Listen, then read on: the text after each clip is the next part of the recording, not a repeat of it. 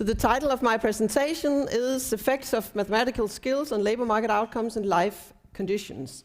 And I'm Helena Skyt Nielsen. I'm a professor of economics from Aarhus University. And as an economist, what I'm interested in is how mathematical skills influence the earnings capacity. And furthermore, how policy interventions can improve mathematical skills. So as economists, what we do, we mostly study the structural aspects of education. Can you hear what I'm saying in the back? Yeah. Okay, perfect, yeah. So we usually study the structural aspects of education, such as class size, instruction time, and coursework, and things like that. We don't care so much about the content of what you do in math, but I expect that's what you are experts on. So from my point of view, this is mostly just a black box, and then I leave it to you to study what to fill in the courses and how to spend the hours in school. And the plan for my talk is first I'll talk a bit about how earnings are tied to mathematical skills, and then afterwards I'll talk about how to improve math skills. But first, let's look at this ranking from CEPOS. So CEPOS is a liberal free market think tank, and once a year or once every 2 years, they publish a ranking of earnings of peoples with different educations. And this ranking is based on data from Statistics Denmark for people with 300 different college degrees. And what I show you here is simply just the top quintile. And I'll just give you just 10 seconds to get an overview of these educations, and then try to figure out what is the common theme in those educations. So it's like insurance mathematics at the top, engineering economics, engineering business economics, information technology. There's an outlier, dentistry. There's another outlier here, medicine. There's law. But you can almost just count on one hand the educations that are not sort of demanding super high quantitative skills or super high mathematical skills. So this is more or less evidence enough that mathematical skills improve your earnings. And why is that? So one of the reasons is that math is a scarce skill.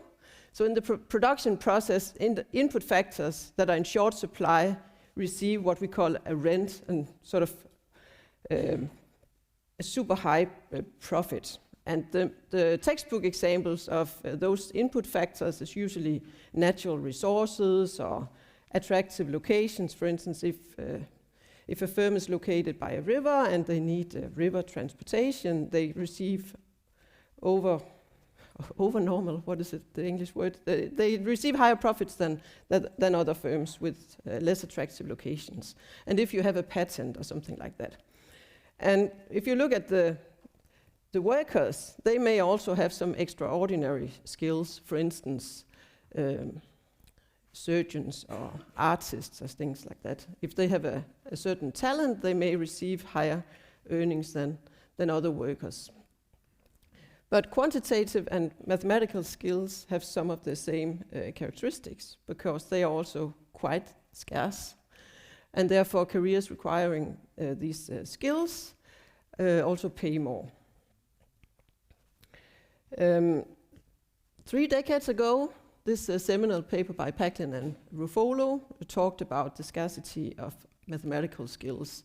And they looked at the sample of individuals who applied for graduate school in the US. And all the students applying for graduate school in the US, they have to take the GRE test. And this is the quantitative GRE score that they looked at. So if you look at this figure shows increasing a GRE score on the x-axis, and then it shows the fraction within each cell who studied for a given major. And the increasing curve includes the STEM educations, So if you look, for instance, at the top cell, so those with the highest GRE quantitative scores, 70% of them had a STEM degree, and a small fraction had humanities, social science degrees, or biology or something like that.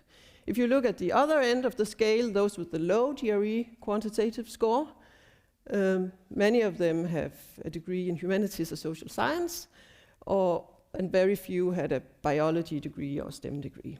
And that makes a perfect sense, of course. But what's also interesting is that if you look at those in the bottom of the scale, the dominant part of those are females, and if you look at those in the top of the scale, the dominant fraction are males. So those guys, Packlin and Ruffolo, they also studied how the GRE quantitative score was related to earnings, and they actually found that for both men and women who had a high GRE quantitative score received much higher earnings, and the returns to those skills were exactly identical for males and females. The reason why females on average earned less than males was entirely due to the fact that the females studied for the humanities degrees and the males studied for the STEM degrees. This is, of course, a long time ago. It's more than 30 years ago. And today, quantitative and mathematical skills are no longer enough. So people like you know the Bloom's, you know Bloom's taxonomy, and what is clear is that today you need higher order skills. So you need some of those skills that are in the top of the Bloom's taxonomy. So you need to be able to evaluate, solve problems, critical thinking, make connections, and be innovative, and all these things. Otherwise, math skills are not necessarily useful for your career. But then in addition to those higher order skills, you also need social skills, because today teamwork is extremely important. You need interpersonal skills, because otherwise, if you have an education as an engineer or computer science or something like that, if you don't have the interpersonal skills and the social skills to make use of teamwork, you end up doing everything yourself. So you need to do the programming, you need to do the admin stuff and communication and all that. But if you have the social skills, you can kind of trade the tasks with the people in your team, so you make use of your comparative advantage.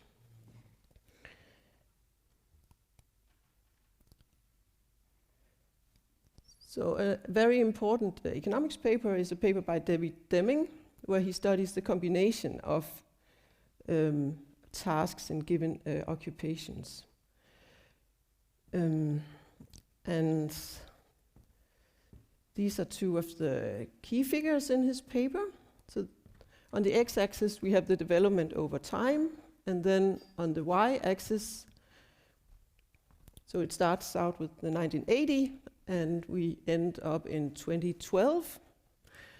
And then what he illustrates in this figure is the cumulative employment development from 80 to 2012 for 4 different categories of occupations. So he has categorized all occupations by their task content, and then he splits at the median. So he classified occupations with below median math content and an above median math content, and below median content of social tasks and above median content of social tasks, and then he made those 4 groups. And what we see from the left-hand side figure is that from 1980 until the end of the period, the employment in occupations where there's a high content of social tasks and a high content of math tasks has increased. So that's the blue curve. But there's also quite a high increase in employment in the types of occupations with a high social content and a low math content. And similarly, if you look at the wages, the cumulative growth in wages is also high in those two types of categories. So this indicates that there's kind of a complementarity between math skills and social skills. So it's no longer enough just to know math. And it's actually true across the ability distribution and across the wage distribution, because in these two figures he zooms in on the development from 1980 to 2012, and then on the x-axis we see the distribution, the wage distribution in 1980. So those are the guys in occupations with the lowest pay in 1980, and those are the guys at the top of the pay distribution in 1980. And what is interesting from this picture is that if you look at the blue and the red curve, the increase in employment has been going on across the wage distribution. So the blue curve is for high social, high math occupations, and the red curve is for high social, low math. And for those two curves, the employment growth has taken place across the distribution.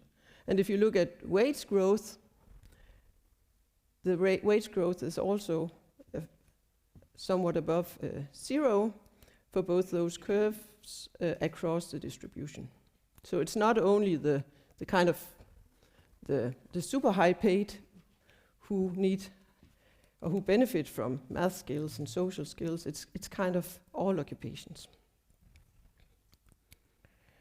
Okay, so you should imagine that if math pays off, people want to do more math to get high earnings over their life cycle.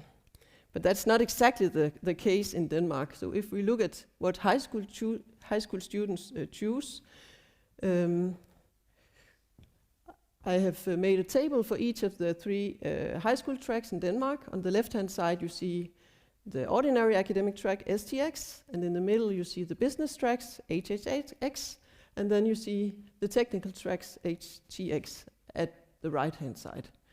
And I have just mentioned the top 5 study tracks or course packages.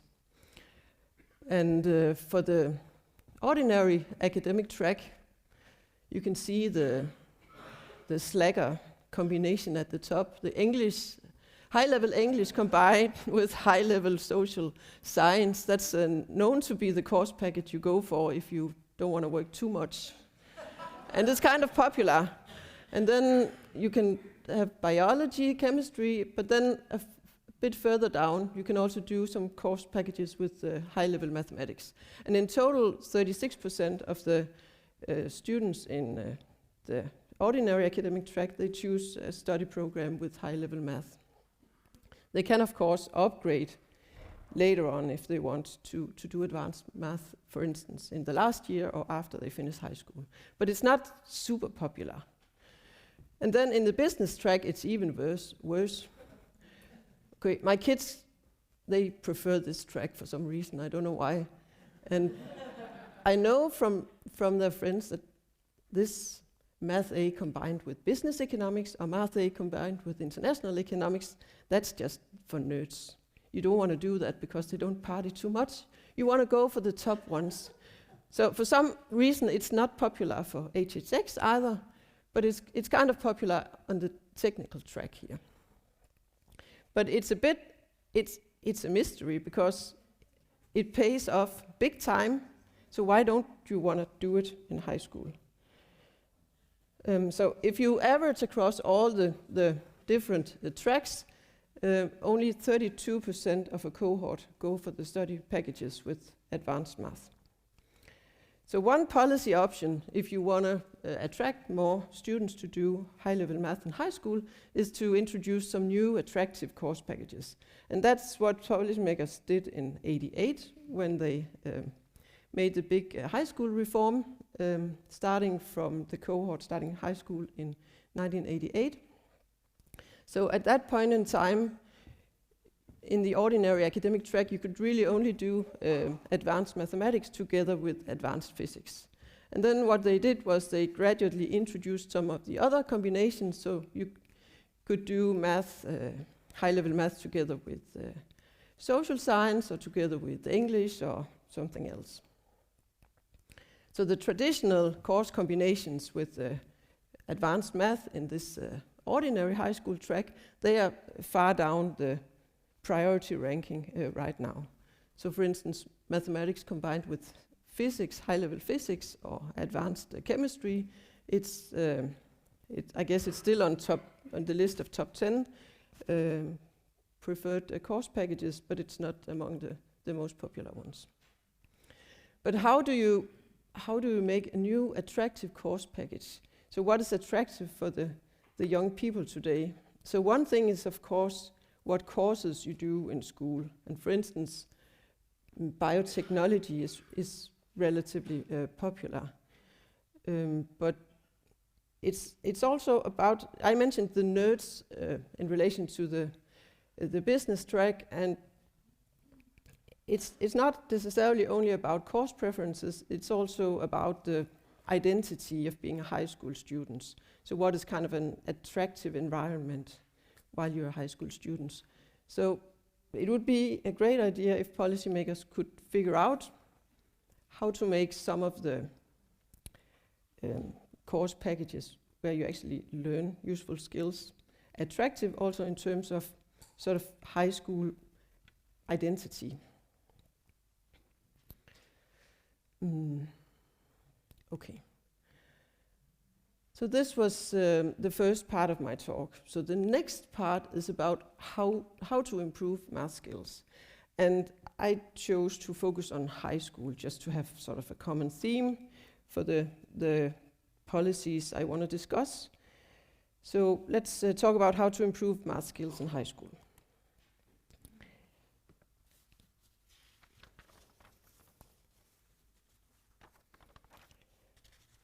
So ideally, we would want some large-scale randomized controlled trials where we could evaluate the impact of different policies that aim to improve mathematical skills. However, politicians are rather reluctant to randomizing policies. So when politicians figure out that they like a policy, they want all students to benefit from this policy. But ideally, as a researcher, it would be great if we just once in a while could just randomize first and figure out whether it works or not, and then later on perhaps roll it out across the entire country. But that's super rare, and that's not just rare in Denmark, it's also rare in other countries. But instead, as economists and as researchers interested in education policy, what we do is we exploit quasi-experiments. So we exploit plausibly exogenous variation coming from policy initiatives that expose a fraction of the population to a policy. But the key is to try to figure out a research design that allows us to make inference on the causal effects of a policy. Because what the policymakers need to know is what are the consequences if we implement this policy. So we don't want to just pick up the correlation between high math skills and high earnings, for instance, or high math skills and getting a STEM degree or something like that. So we need a research design that is adequate to make a causal inference. And I'll just go through 4 different examples of such research. The first one is my own paper where we studied the introduction of a pilot scheme in the pre-1988 high school regime. The next one is about the semi-external assessment of math,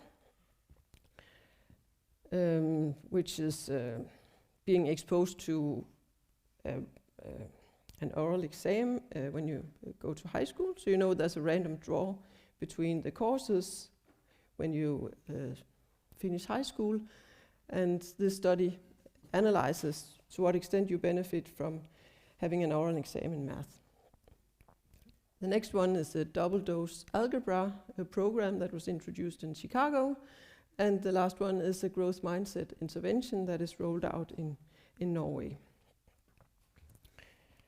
And the idea with this quasi-experimental research is that we try to find two otherwise equal high school students. Let's call them June and Julie.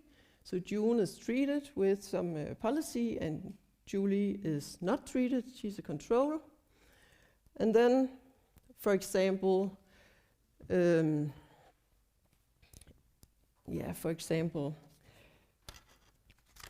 two girls, June and Julie, may be tested. Their math skills may be tested when they enter high school, and June get a test score of 49, and Julie get a test score of 51. If we assume that it's more or less random who gets the 49 and who gets the 51, then we can compare the outcomes of those two. Okay, I forgot something. So June get a test score of 49, and therefore she gets extra support to improve her math skills.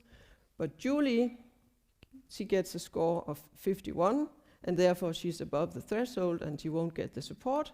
And if we assume that it's random who among those two girls get the 49 and the 51, we can compare the outcomes.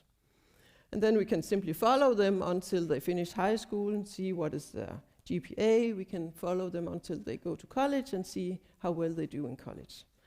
So this is the idea of, that could be one idea for quasi-experimental design. This is a regression discontinuity design. Another policy could be my own study, where the students are supposed to choose a course package within the first year of high school, and then June is unexpectedly exposed to the option of combining advanced mathematics with advanced chemistry instead of just combining advanced math with physics, as was the standard before 1988. And then we can follow the two girls again and see whether June does better because she had this extra option of combining math A with advanced math with chemistry instead of just physics.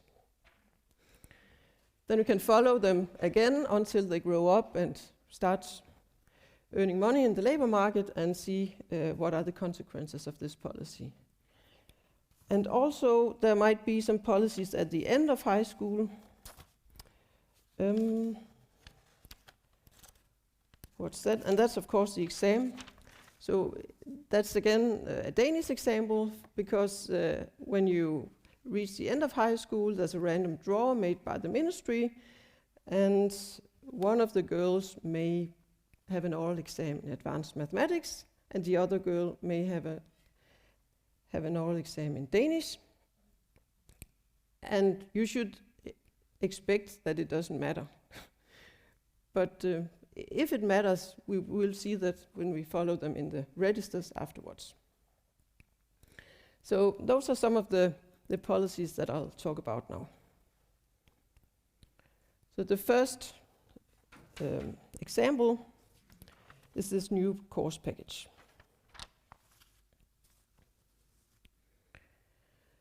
And we exploit information from the pre-1988 high school regime. So before 1988, students entered high school and then they could either choose the mathematical track or they could choose the language track. And then during the first year of high school, they should choose a more specific course package. So if they had already chosen the mathematical track, they could choose between advanced math combined with physics, which gave them advanced mathematics combined with advanced physics. Or they could choose some of the other course packages that did not give them the advanced mathematics course. So for instance, they could choose mathematics combined with social science or mathematics combined with biology, but in those cases they would have fewer hours per week in mathematics and they would end up with a medium level mathematics skill. If they entered the language track, they had some other options.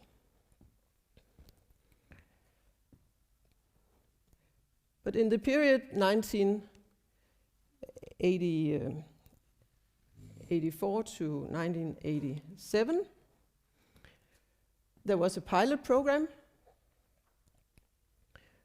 where they got the option of combining advanced math with advanced chemistry. And that's the top of the figure. And what I show you here is the fraction of males and females who chose each of these course packages.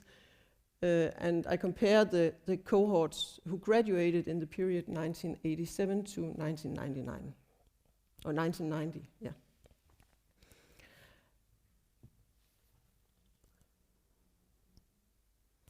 And the first thing to note is that without the pilot scheme, only 11% of the females chose the advanced math program. So when they could combine, if they wanted advanced mathematics, they had to combine it with advanced physics. In that case, only 11% of the females wanted the advanced math course. And 39% of the males went for that package. But then when the pilot scheme was introduced, many more females wanted the advanced math. So almost twice as many females got the advanced math course when they could also combine with chemistry. Also, more males did advanced math with the pilot scheme, but the relative change was not as big. And in my paper, we exploit this change. So we compare students who were unexpectedly exposed to this option of combining advanced mathematics with chemistry instead of just combining with physics. So we simply looked at students in the first year of high school, and then the school for the first time introduced this option of combining advanced math with chemistry. And then we follow those kids 10 years later and see what education they chose and what they earn and all this.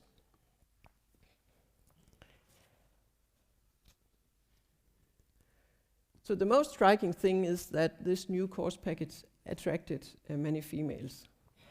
But another point to note is also what would they have done otherwise.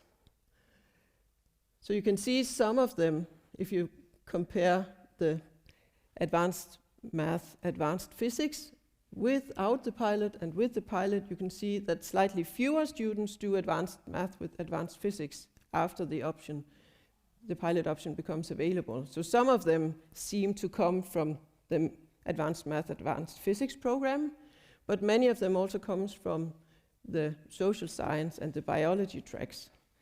So what happens is that some of the females who would otherwise have done biology or social science together with medium level math, they now do advanced math combined with chemistry.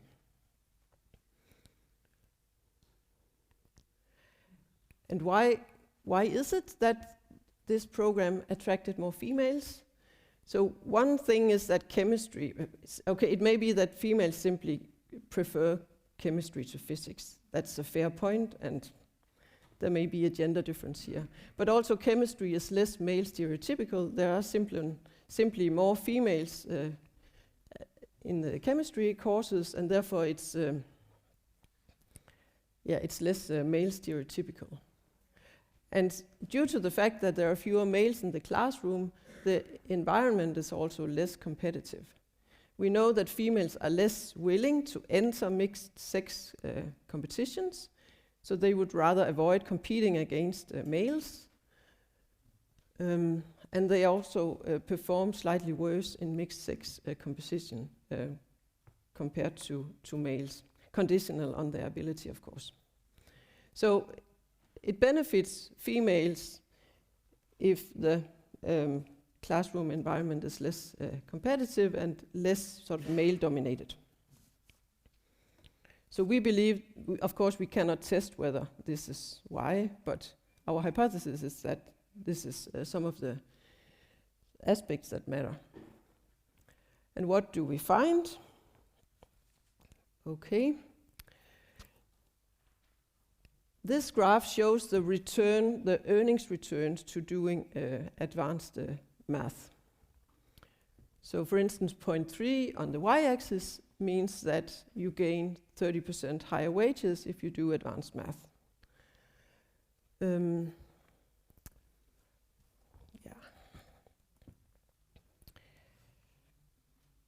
And the graph shows the return to advanced math across the ability distribution. So imagine that we rank all the students from the high ability students to the low ability students. Then the curve shows the return for each ability level. And for the females, we can identify the earnings effect in this range from around 11% to around 20%. So this is where we have most of the variation because the fraction went up from 11 to 20%. For males, we have the strongest identification in the range from around 39% to around 50% because this is how the policy affected the males. So this is why the curve is only kind of for part of the range. But there are two important things to note from this figure. So first of all, we see that the return to doing advanced math is almost identical for males and females. So it pays off for both of them if they've done the advanced math in high school. And another thing to note is if you look at the marginal female and we look at the marginal male, so this is kind of the last girl induced to do advanced math because they could combine it with chemistry. This marginal female still gains 30%, while the marginal male, the last male induced to do advanced math because he could combine it with chemistry, this male also gains a high fraction. I think it's like 17% or something like that, but it's only borderline statistically significant. So it seems that with this program, we draw females from high up in the ability distribution, but we draw males quite low down in the ability distribution. So there seems to be an unexploited pool of talent among the females. There are some females who don't do advanced math who would gain a lot from doing so. And that's of course fair because their preferences may be for something else. And they may have a comparative advantage in reading or humanities or something like that they like much more. But what we show here is that if we look at their earnings, they would gain from doing more math. While it's not as clear that the males would gain as much if more males did advanced math. So it seems that the males already choose advanced math if they benefit from it, but the females don't. Okay, this was just the first example. Yeah. Then the next example of a program to improve math skills is about the exam. So it's perhaps not so surprising that you gain from doing math coursework, or you gain from increased instruction time in mathematics or something like that. But it's perhaps more surprising or perhaps more controversial that you might gain from being assessed or from being tested or doing an exam. However, it might, we don't know. Now this study will tell us something about it, and other studies may also say something about this issue, but being assessed or taking a test may increase your human capital if it incentivizes you to study harder, for instance, then you gain in terms of human capital. But it may also benefit you because it affects your beliefs. So if you, for instance, do an oral exam in math and you figure out, oh, I did okay, and I felt fine, and the teacher was kind and praised me and things like that, maybe your beliefs are affected. So maybe you reconsider whether you want to study art history or maybe engineering, where your skills pay off in terms of, in monetary terms at least. Okay, and this is, the belief formation is what the authors, at least that's what they they believe they study here. So this is a paper by Simon Burgess together with Henrik Sivertsen, who's a Dane, and they use Danish data. So they exploit policy variation from the random draw of the oral exams. So here we can imagine June and Julie again, and both of them attended advanced mathematics in high school. And June is randomly allocated to an oral exam in advanced mathematics, and Julie is instead randomly allocated to an oral exam in Danish. And then, if it matters what oral exam you do, then there may be different mechanisms. So one mechanism may be that your GPA after high school is affected, and this may simply affect your access to college afterwards. And then another mechanism is that this random allocation to an oral exam in math may affect your beliefs about your math skills, and then this may affect your choice of which college degree you want to pursue. So this is what they study. So this table shows the results from their regression for each of these outcomes. The first column is for the GPA, the next column is whether they enroll in college, the next column is whether they graduate from college, the next column is whether they graduate from a program that requires advanced math, and the final column is whether they graduate from a program where the average math skills is above the top 10 percentile. So those are the guys who study medicine and stuff like that. And what they find is that if you are randomly allocated to do the oral math exam, the GPA is 2.6 percentage points lower for the males, but for the females there's no difference.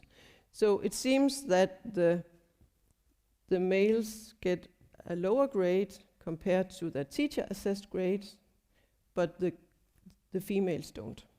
So the females do exactly as well as they used to do when the teacher assessed their skills. Okay, so that was GPA. And then college enrollment, there's not much. A little bit for females, they enroll a bit more in college, they graduate a bit more, but what's really interesting is that the females are more likely to graduate from programs that require advanced math. They're also more likely to graduate from programs where the other students have high math skills. And this is what we see down here, because what they test here is whether the consequences for the females are statistically different if they are assigned to the oral exam in math. And it may be that the effects seem a bit small, but it's simply because the fraction of females who enroll in STEM programs, for instance, is really small. So it's actually a quite substantial effect. And this is interesting, I think. I only have 10 minutes. How much time should I leave for questions? I could just go a bit faster here. Okay, so what we see here is that this semi-external exam in math benefits females. And it's not because it affects the GPA. It's most likely not because it affects the human capital, because their grade in written math is not affected. So it doesn't seem that they in general study more. But of course, they may study more carefully for the oral exam in math and still learn something beneficial. But it's a bit difficult to say. What the authors conclude is that it most likely affects their beliefs about their own math ability. So they get a second opinion about their math ability because they have this external examiner. And it's particularly driven by girls with high math abilities and girls from well-educated families. Okay, then this double dose algebra program. So this is from the US. Maybe I should just do this a bit quick. I can just show you the conclusion. So I mentioned that they had the threshold, so if your math skills were below the medium, you were given some extra algebra support. And what the authors find is that this is a good thing. And of course, they can only conclude something about people around this median, where the cutoff sort of bites. So for those kids, it's beneficial, but it's only beneficial if they are allocated to classrooms with other medium skill students.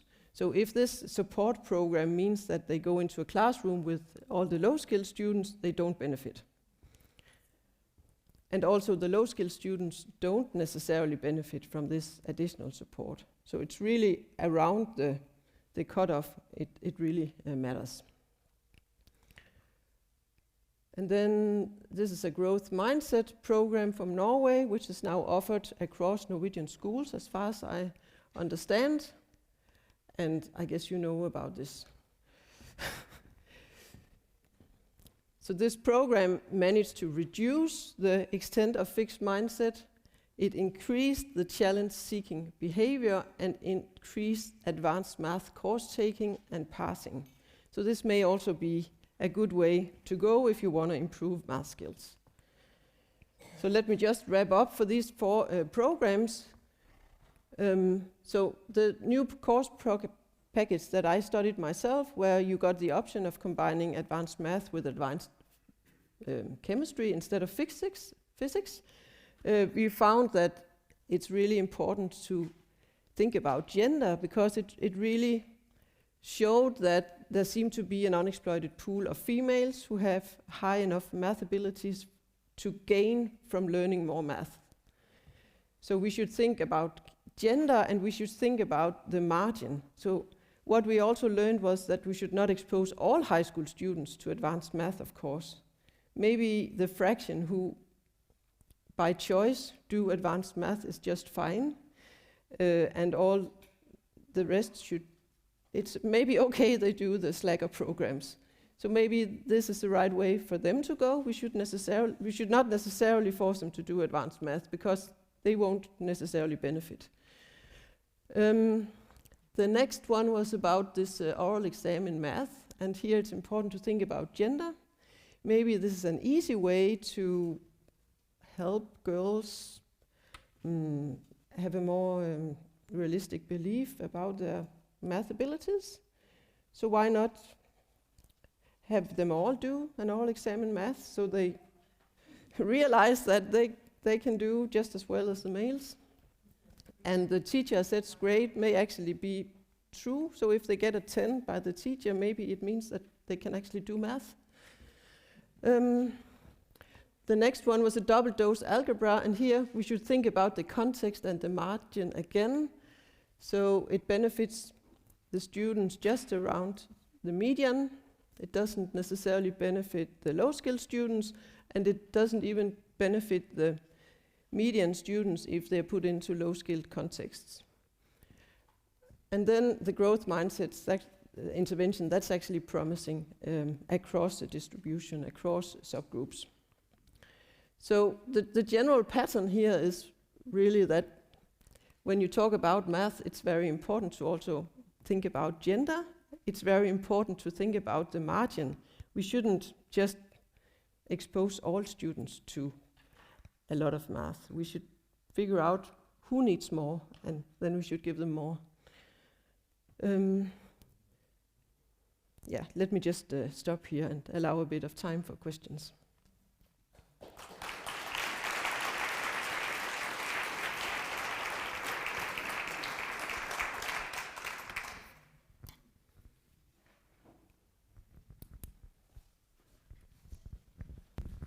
Thank you, Helena, for a very interesting point of view, and thank you. It's really, I'm surprised about the oral exam, and we have not all oral exam, what it means for especially girls to be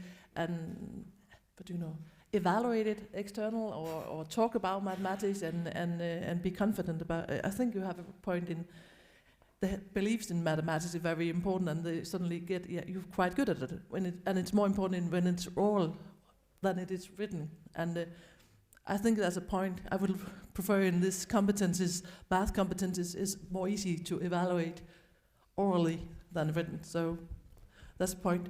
Questions here?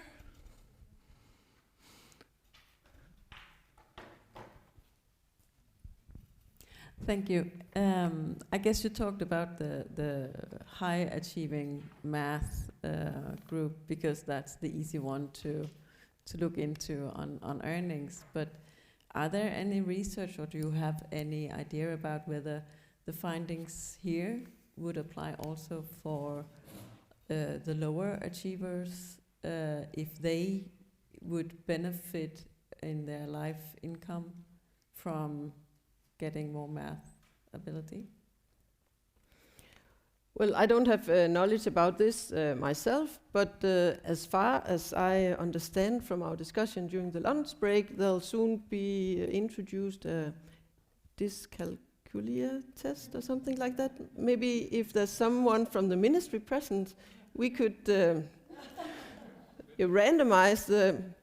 We don't necessarily have to allow all schools in the entire country to use this test from day one. Maybe just half of the schools could use it the first year, and then we can also see if the IT system can cope with the number of students who need to do the test, and then the year after, when we know everything works well, we can use it across all schools. But this would allow us to study whether it makes a difference. And we need to do things like this to get this information. And really, so far, we don't know if it's going to benefit. This is just a specific example, the new test for pupils with math difficulties. But really, we don't know whether it benefits them. They may become depressed from learning that they suffer from this, whatever it is, problem. A lot of things may happen. It may not benefit them. So we may as well just randomize in the beginning and figure out what are the consequences, and then later on we have information to that we can use. Lena? I think there are some investigations made by Arbejderbevægelsens Erhvervsråd, the Working Movement Council. At least they can say they can see that if you have very low skill, or if you have low skills in mathematics, then your occupation rate are lower, and also your earnings more generally. But I just want to add that I think it's very interesting about this oral examination that you presented us for, because in 2012 the PISA results there showed very clearly that math anxiety and low mathematical self-efficacy was low also for high-performing girls compared to high-performing boys. Rockwool Fonden had, I don't know if you're aware of this research, Rockwool Fonden have done with low ability male students who wants to have in mathematics, who wanted to go into what they call be an electrician or be a car mechanic or so on, and they found that they followed the importance of the reading grade from folkeskolen and their math grade from folkeskolen, and it showed that the most significant grade was math for boys to get an education. And we have this whole group of boys, low-performing boys in mathematics, who is very difficult for them to get an education afterwards. So I think it's important to look at. Other questions?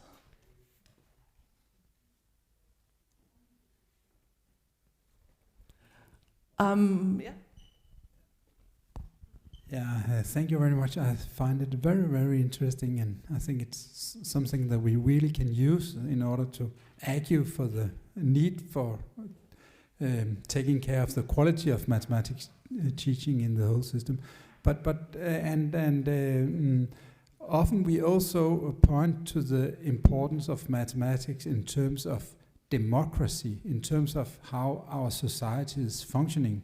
So it's not only a question of the personal gain that you can get from learning mathematics, but also a question of what the society needs in terms of competences, mathematical competences in the population at large. So, have you any knowledge about studies that have looked into this element from an economical point of view, or from social point of view, maybe a political point of view? No, actually not. But it's an interesting question. So what you ask for is really to look at outcomes other than earnings outcomes, and so more like participation in elections and stuff like that. Well, I don't have the data myself, but it should be doable to look into some of these things, yeah. Thank you for this nice presentation and discussion, Helena. Thank you for coming. Thank you.